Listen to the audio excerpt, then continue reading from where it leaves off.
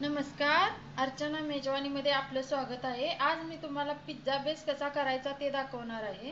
तर पिझ्झा बेससाठी मी मैद्याबरोबर गव्हाचं पीठही वापरणार आहे। मग चला पिझ्झा बेस करूया। त्याच्यासाठी लागणार आहे आपल्याला 1 बाउल मैदा, 1 बाउल कणिक,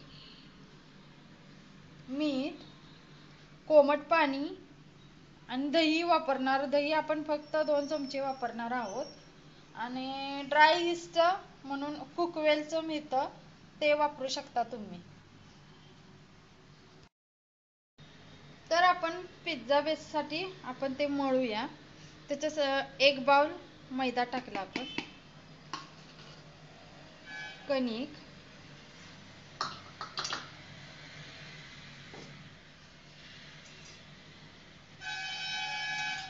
मीठ,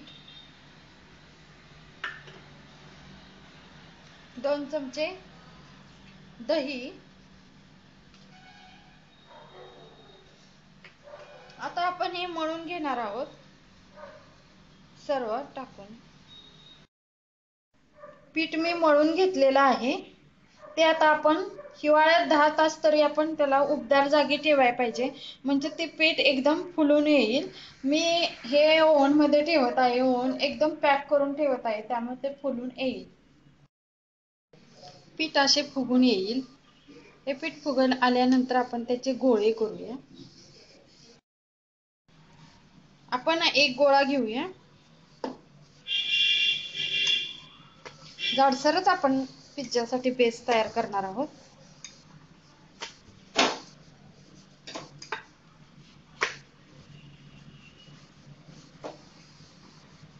आपला तयार आहे।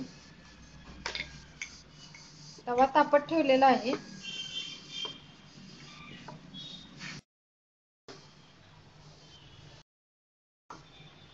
आपण पोळी टाकलेली आहे,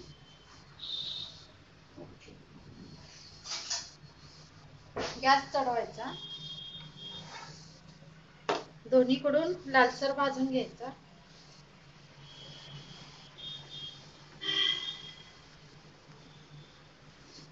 हा फुगतो थोडा,